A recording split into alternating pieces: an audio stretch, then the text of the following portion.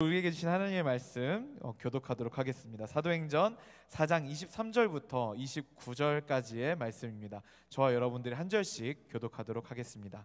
사도들이 노임에 그 동료에게 가서 제사장들과 장로들의 말을 다 알리니 그들이 듣고 한 마음으로 하나님께 소리를 높여 이르되 대주제여 천지와 바다와 그 가운데 만물을 지은 이시오 또 주의 종 우리 조상 다윗의 입을 통하여 성령으로 말씀하시기를 어찌하여 열방이 분노하며 족속들이 허사를 경영하였는고 세상의 군왕들이 나서며 관리들이 함께 모여 주와 그의 그리스도를 대적하도다 하신 이로소이다.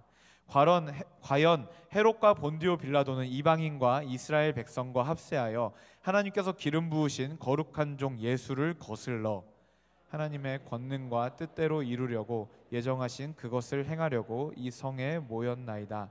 주여 이제도 그들의 위협함을 굽어 보시옵고 또 종들로 하여금 담대히 하나님의 말씀을 전하게 하여 주옵시오며 아멘.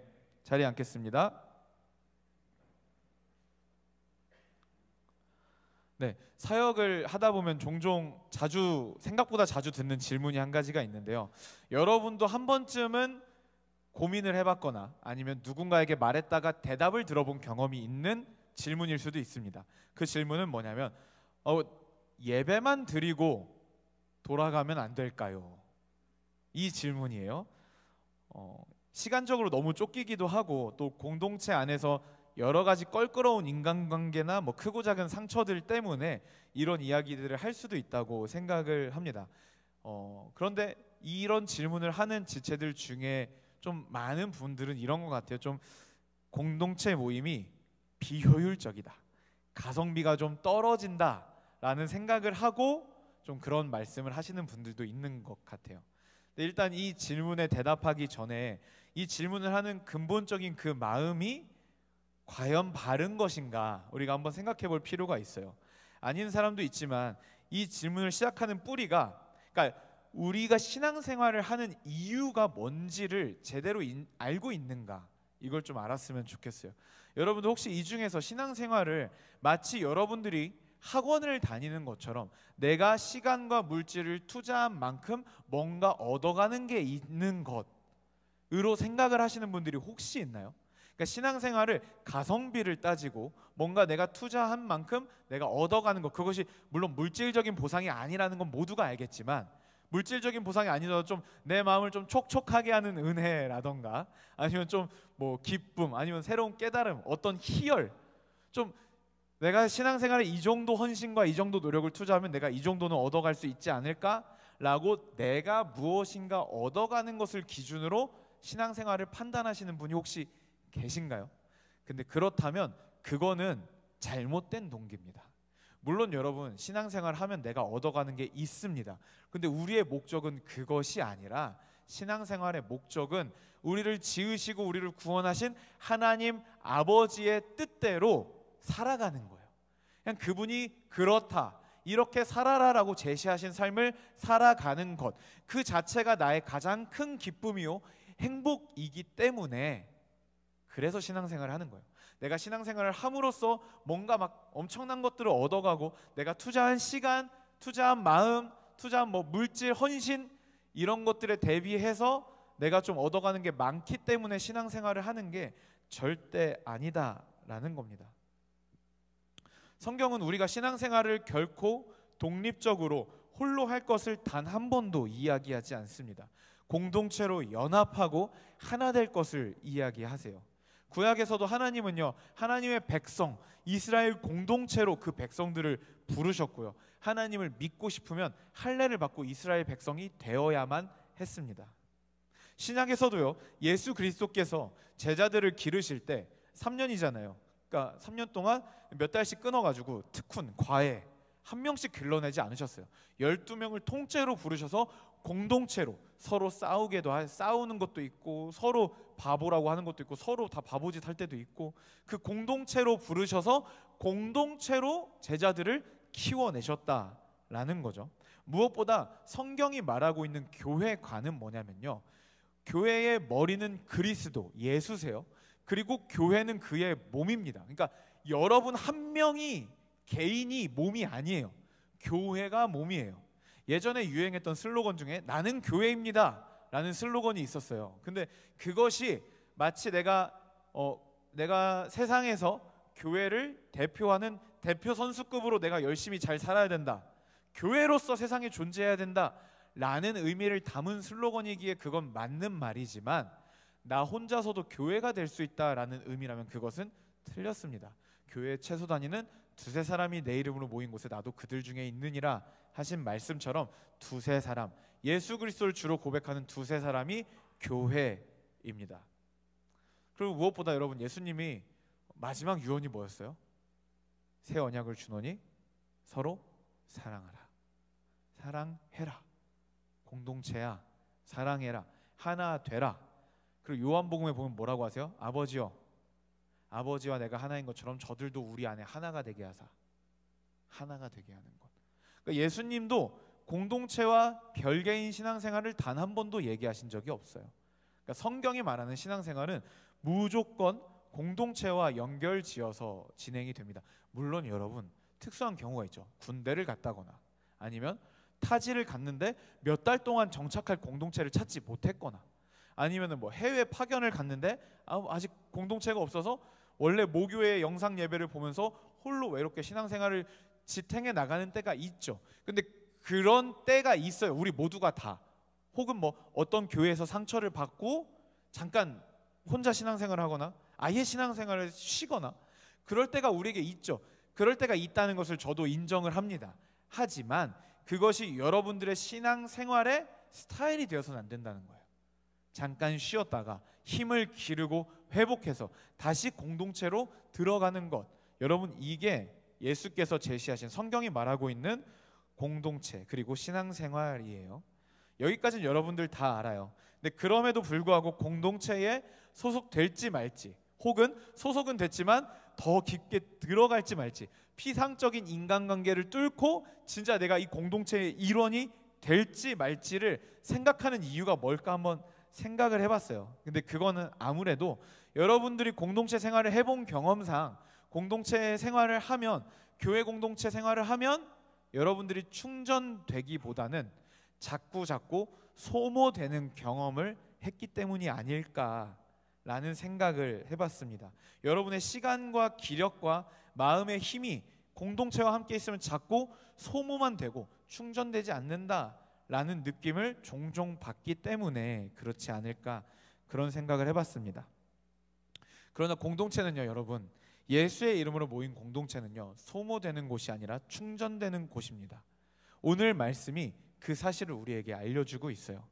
지난번에 사도행전 시리즈를 한 지 너무 오래돼가지고 진도를 좀 말씀을 드리면, 베드로와 요한이 성전을 가는데 성전 미문 앞에 날 때부터 걷지 못하는 사람이 매일매일 나와서 구걸을 하고 있었어요. 그 사람이 베드로와 요한을 보고 베드로가 이렇게 말합니다. 근거는 내게 없지만 내게 있는 것을 너에게 주겠다.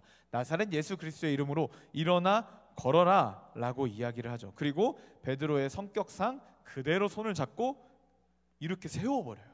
그 사람은 진짜 일어나서 걷고 뛰었습니다. 이 구걸하던 사람은요, 예루살렘에서 완전 셀럽이었어요. 왜냐하면 늘 성전에서 구걸하고 있고 예루살렘에 있는 사람 중에 성전을 오지 않는 사람은 진짜 거의 없기 때문입니다. 그러니까 그 사람을 보지 않은 사람은 없어요.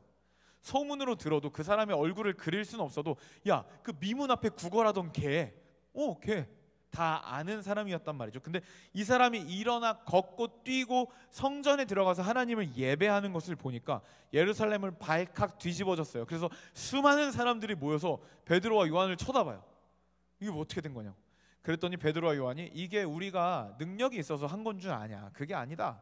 이거는 바로 너희가 십자가에 못 박아 달려 죽게 한 예수 그리스도의 권능이다. 그분은 부활하셨다. 그분만 유일한 구원의 길이다. 이렇게 복음을 전해버립니다. 그날 믿은 숫자가 남자만 5,000명이에요. 남자만 5,000명. 엄청난 소동이 일어난 거예요. 예루살렘 발칵 뒤집어진 겁니다. 그래서 그대로 두면 큰일 나겠다 싶어서 산헤드린 공의회가 베드로와 요한을 급하게 잡아갑니다. 그 두 명을 잡아가요. 산헤드린 공의회가 뭐냐면요, 71명으로 구성된 이스라엘의 최고의 권력기구예요. 이스라엘에서 엘리트 중에 엘리트만 소속될 수 있고요. 대제사장을 필두로 사두개인, 바리새인 그리고 지역의 유지들이 이스라엘 사회의 실질적인 최고의 권력자들이 모이는 곳이 바로 사내들인 공의회였습니다.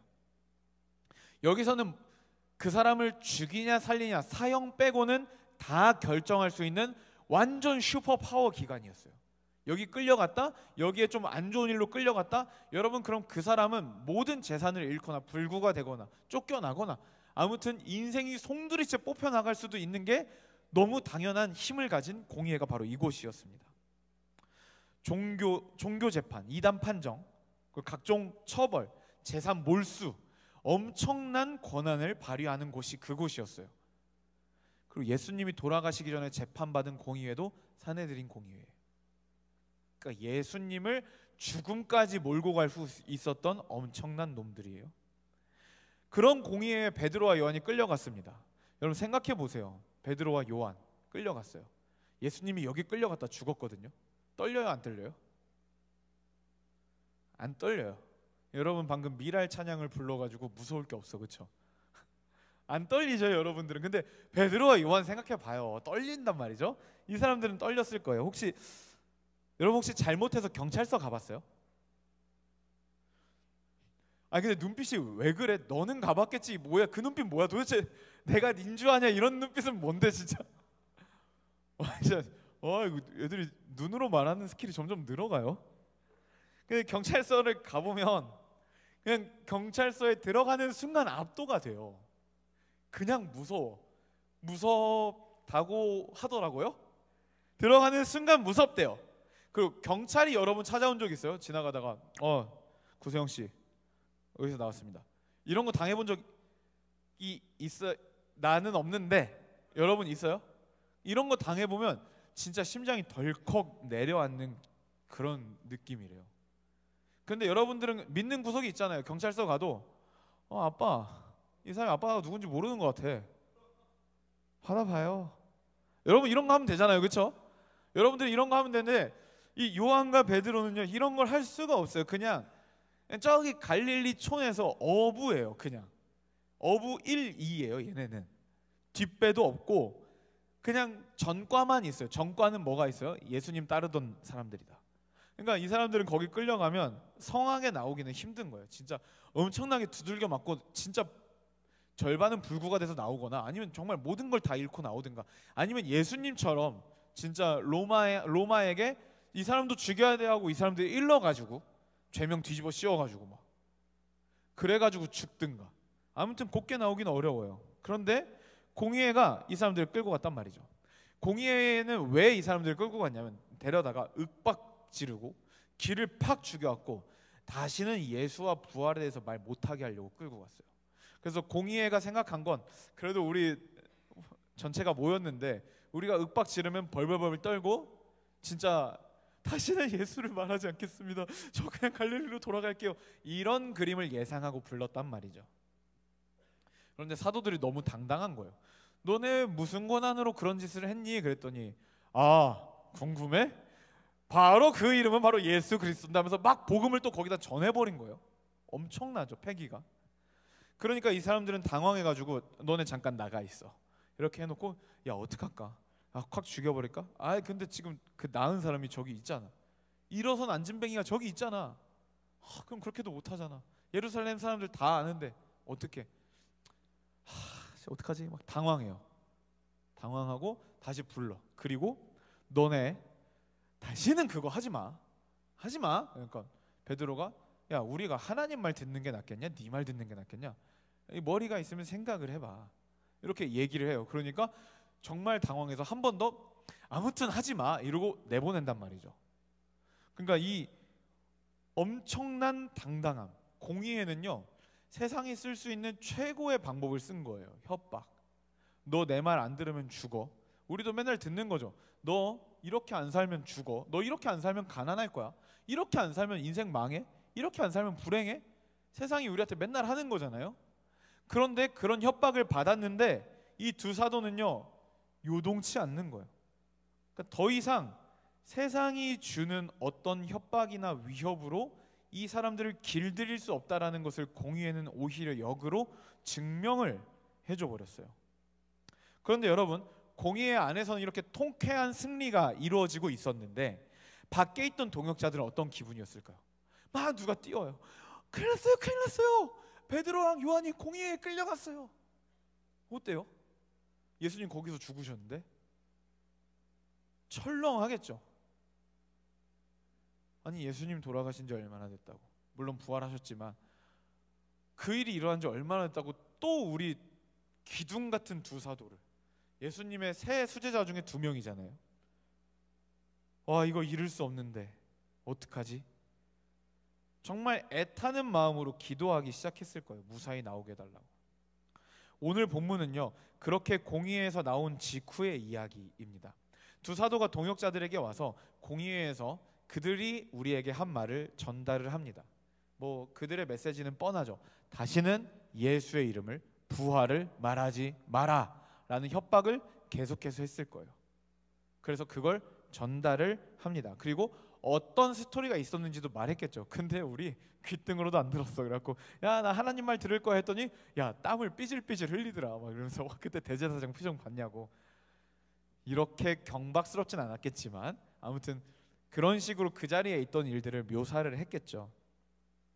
그리고 나서 교제한 다음에 그 공동체가 한 기도가 있어요.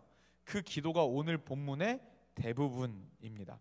24절부터 30절까지 나오는데요, 세 단락으로 나눠서 살펴볼 수가 있어요.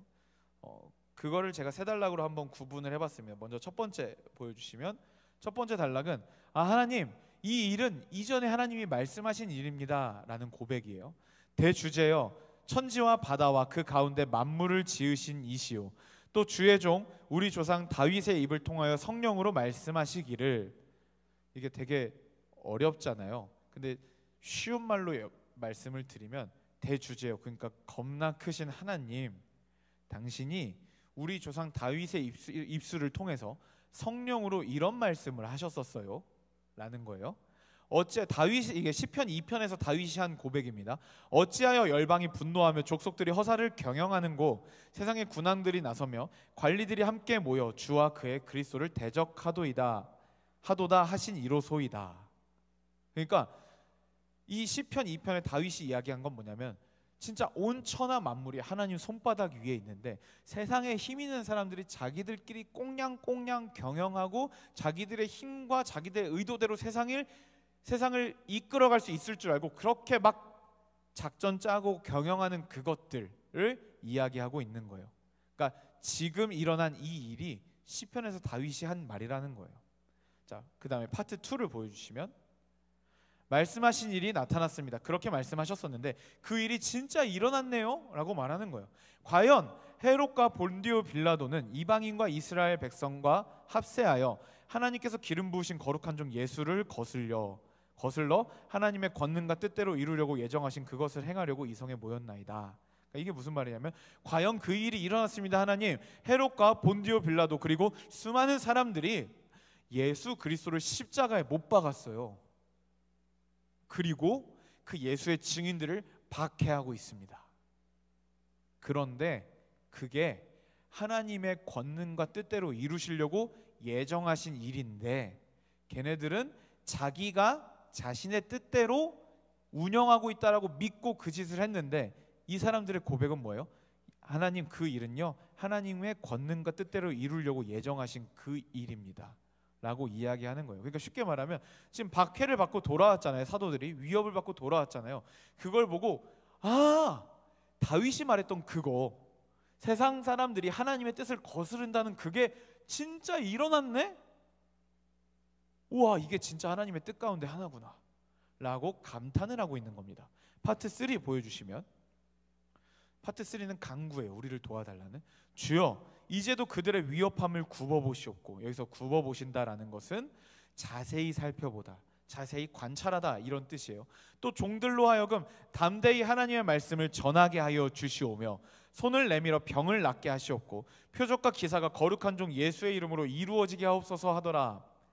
이 기도가 좀 이질감이 느껴져요. 왜냐하면 박해가 시작됐으면 주님, 박해를 멈춰 주십시오, 라고 해야 되잖아요. 근데 이 초대교회 공동체는요, 박해를 멈춰 주십시오라고 하지 않아요. 왜냐? 방금 파트 1, 파트 2에서 고백한 거 있잖아요. 저들의 박해가 시작되었는데 그것은 당신의 뜻대로 예정된 일입니다 라는 거잖아요. 예수님도 돌아가시기 전에 너희가 세상은 너희를 미워할 것이다. 그 이유는 너희가 세상에 속하지 않고 나에게 속했기 때문이다 라고 미리 예고를 하셨잖아요. 그러니까 이 사람들도 안 거예요. 이 박해는 이거는 하나님의 예정 가운데 정해진 것이다. 그렇다면 우리가 기도할 건 뭐다? 저들의 위협함을 살펴보시고 자세히 보시고 다만 우리가 담대히 하나님의 말씀을 전할 수 있게 해주십시오. 쉽게 말하면 쫄지 않게 해주세요. 쟤네는 쟤네의 역할을 하는 거고 우리는 우리의 역할을 할 수 있게 쫄지 않게 해주세요라고 기도하고 있는 거예요. 그리고 우리가 쫄지 않도록 계속해서 손을 내밀어 병을 낫게 하시고 표적과 기사가 거룩한 종 예수의 이름으로 일어나게 하여 주시옵소서. 그러니까 저들의 박해가 있든 말든 있든 없든 아무리 심하든 관계없이 우리가 쫄지 않고 예수의 말씀을, 그 복음을 전하게 해주십시오. 그리고 그런 우리가 계속해서 쫄지 않고 이 일을 할 수 있도록 표적과 기사가 거룩한 종 예수의 이름으로 우리에게 일어나게 하여 주십시오 라고 기도를 한 겁니다. 핍박을 받고 다시 모인 성도들은요, 이 핍박의 상황이 놀라운 상황이 아님을 고백해요. 이 상황은 하나님이 개입하셔서 일어난 일이다. 그리고 그 상황 속에서 우리가 간구할 것은 하나님 우리를 도와주십시오 라는 고백이었다라는 거죠. 그러자 놀라운 일이 일어났습니다. 그 놀라운 일은 31절에 나오는데 31절 빌기를 다하매 모인 곳이 진동하더니 무리가 다 성령 충만하여 담대히 하나님의 말씀을 전하니라. 빌기를 마침에 모인 곳이 진동하더니 그 진동 끝에 무리가 다 성령 충만하여 담대히 하나님의 말씀을 전하기 시작했다라고 합니다. 여러분, 사람 때문에 건물이 흔들리는 거 경험해 본 적 있으세요? 없죠? 저는 있어요. 근데 그 범인 중에 대다수가 여기 있어요.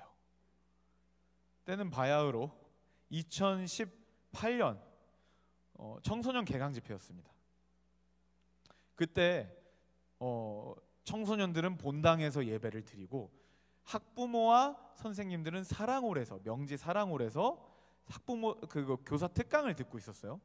근데 위층에서 셀레가 시작된 거예요. 근데 진짜로 사랑홀에 이렇게 컵 같은 거 이렇게 올려놨는데 진짜 물이 진동을 하니 뚝 떨어지는 거예요. 진짜로. 그래서 과연 우리 교회는 안전한 교회인가 생각을 하다가 그 다음 날은 제가 본당에 싱어로 올라갔어요. 올라갔는데 뛰는 걸 보니까 이걸 견뎠으면 우리 교회는 진짜 튼튼한 교회가 맞구나라고 생각했어요. 진짜 들소가 훑고 지나가도 그거보다 뛰지 않을걸요? 진짜 거의 미친 사람처럼 어떻게 하면 조금이라도 더 큰 충격으로 바닥에 더 큰 충격을 줄까, 그걸 생각하면서 미친 듯이 뛰는데 와, 진짜 저 그냥 너무너무 깜짝 놀랐습니다. 그냥 이 말씀을 보니까 그때가 생각이 났어요. 이 진동은 뭐였을까요? 빌기를 맞췄어요. 그러니까 모인 곳이 진동을 했어요. 이 진동은 뭐였을까요? 왜 이 진동이 일어났을까요? 이 진동 끝에 무리가 성령이 충만하여서 담대히 하나님의 말씀을 전했다라고 합니다. 그럼 이 진동은 어쨌든 하나님과 관련된 거겠죠. 그냥 지진이 일어났는데 죽음의 고비를 넘기니까 사람들이 성령 충만해지고 이런 건 아닐 거 아니에요. 이 진동은 하나님과 연결이 돼 있습니다. 성경 해석가들은요, 이 진동에 대해서 이야기할 때 이것은 하나님의 지지를 뜻한다.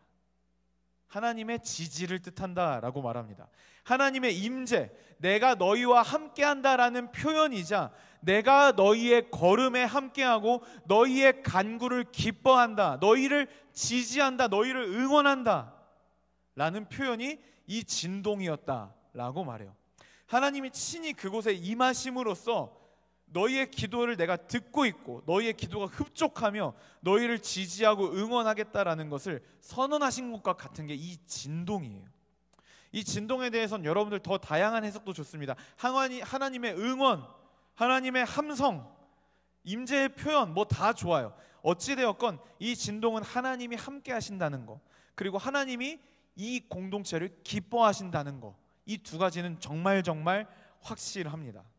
이 진동 후에 이 무리는요, 성령의 충만함을 받아서 담대히 하나님의 말씀을 전하기 시작합니다. 이게 오늘 본문의 해석입니다.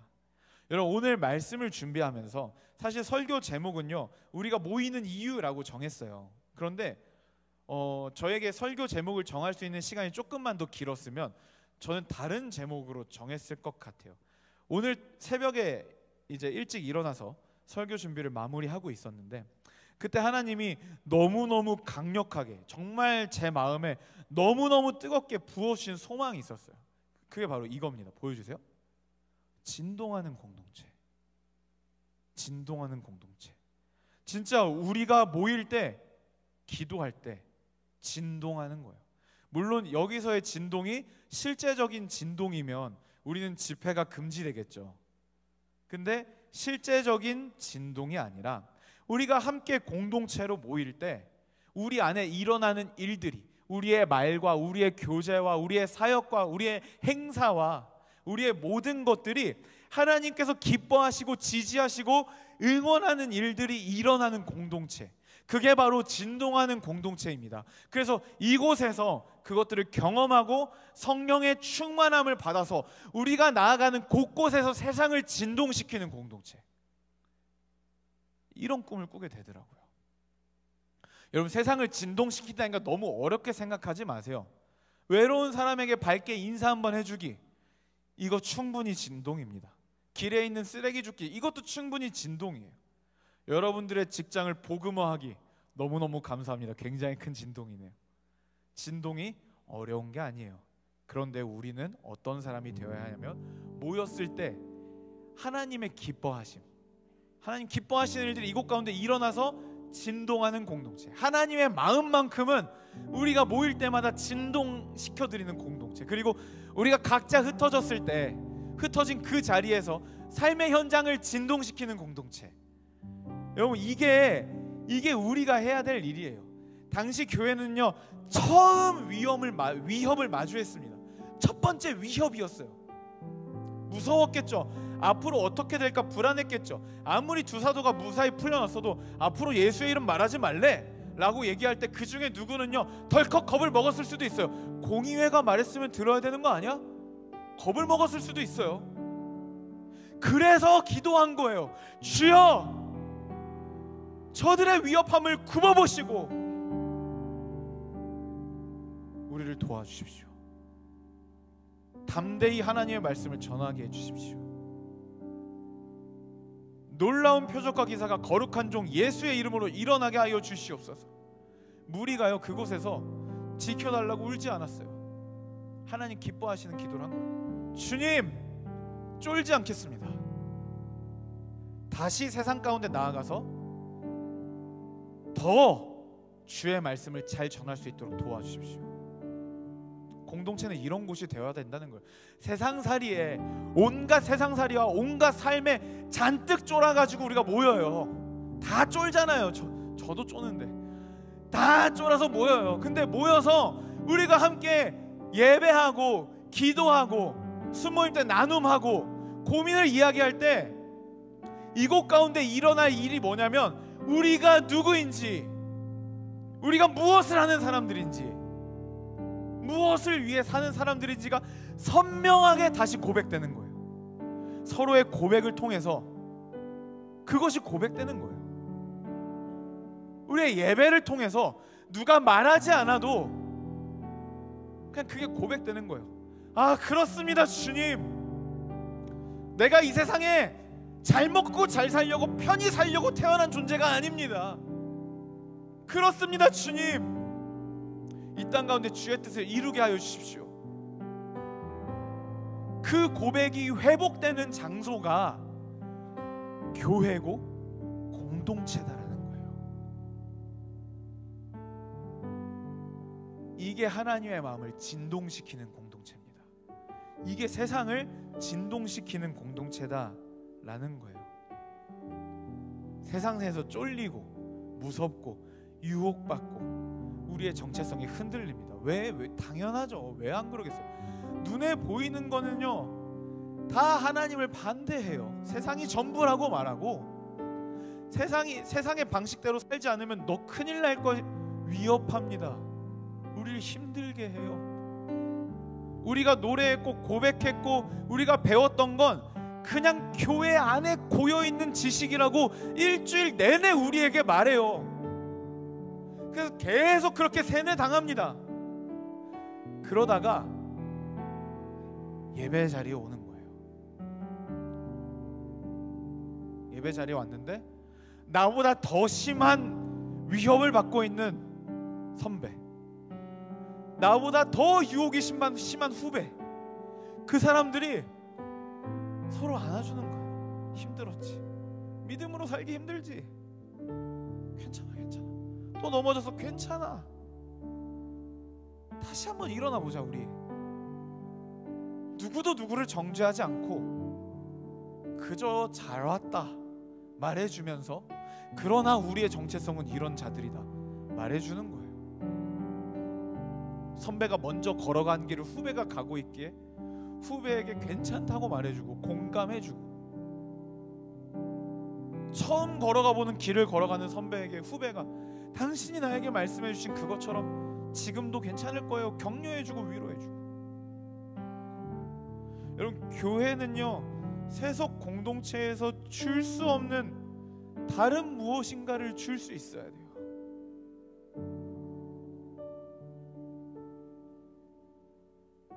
여러분의 공동체, 우리 공동체, 세상에서 줄 수 없는 다른 무엇인가를 주고 있나요? 줘야 돼요. 줄 수 있어야 돼요. 우리가 이곳에 다시 일주일에 한번 모였을 때 우리는요 세상으로 나아갈 수 있는 무엇인가를 얻어가야 됩니다. 반드시. 그게 따뜻함이든 용납이든 용기든 새로운 힘이든 정체성을 다시 깨닫는 것이든 뭐든 간에 세상에서 줄 수 없는, 하지만 세상을 살아가려면 우리는 반드시 있어야 되는 그 무엇인가를 여기서 받아야 된다고요. 이게 우리가 모이는 이유입니다. 이게 공동체로 모이는 이유라는 거죠. 여러분, 우리 그런 공동체가 되면 좋겠습니다. 2학기가 시작이 됩니다. 여러분, 큰 거 바라지 않을게요. 여러분의 순, 그곳이 그런 곳이 되면 좋겠어요. 여러분의 순, 그곳이 가족이 되면 좋겠어요. 공동체가 되면 좋겠어요. 그곳에서 여러분들이 나눔을 할 때 이런 일들이 일어나면 좋겠어요. 그런데 우리의 데이터상 우리의 순이 그렇게 될 가능성이 높아요? 작아요? 적죠? 왜 그랬는지 알아요? 여러분들이 그런 꿈을 꾸지 않았기 때문입니다. 순장만 그런 꿈을 꿔봤자 아무 소용없어요. 못해요. 순장님들 너무 무시한 것 같지만 미안해요. 못합니다. 순장만 꿈꿔봤자 그런 공동체 절대 안 돼요. 순장은 완전 소비돼서 갈아 없어지고 다음 학기 순장 한 해 만에 하는 공동체만 되는 거예요. 순장만 꿈을 꾼다면. 하지만 여러분, 오늘부터 여러분들이 여러분들의 순모임을 그렇게 꿈꾸며 함께 이루어가고 노력하기 시작한다면요, 여러분들의 순은요 진짜 세상이 줄 수 없는 것을 공급하는 가족이 될 겁니다. 10년 뒤에도 만나고 20년 뒤에도 만나는 가족이 될 겁니다. 진짜로. 여러분, 그런 공동체 한번 꿈꿔보시지 않겠습니까? 그렇게 이곳 가운데 모이기를 사모하고 흩어져서 우린 경기를 하는 거예요. 교회는요 라커룸 같은 곳입니다. 라커룸, 전반전 끝나고 잠깐 쉬었다 후반전 하잖아요. 라커룸에 모이면요 선수들이 피드백하죠. 그리고 더 나은 경기를 위해서 감독이 막 이렇게 막 전술 지시를 하죠. 우리 공동체에서는 그림상 제가 감독인 게 맞는 것 같아요. 여러분은 선수입니다. 하지만 여러분의 필드는 세상이에요. 여기 모여서 세상을 살아갈 연습을 하시라고요. 여기 모여서 세상을 살아갈 힘과 능력을 받으시라고요. 여러분, 여기가 메인 스테이지가 아니에요. 여러분들의 사역지는 바깥입니다. 그래서 이곳에 모여서 와, 나 진짜 완전 죽 썼어. 일주일 동안 나 너무 못 살았어. 괜찮아, 괜찮아. 그런데 후반전엔 이렇게 해볼까? 아, 나 진짜 포기하고 싶어. 괜찮아, 괜찮아. 잠깐 쉴래? 그런 게 일어나는 곳이 교회입니다. 공동체예요. 이 학기가 너무 기대되죠. 갑자기 막 뭔가 새로운 일이 일어날 것 같죠. 일어날 겁니다. 여러분이 꿈을 꾼다면 진짜로 다시 없을 공동체를 만들어 보세요. 할 수 있습니다. 우리 함께 찬양하고 또 기도하며 나아가면 좋겠습니다.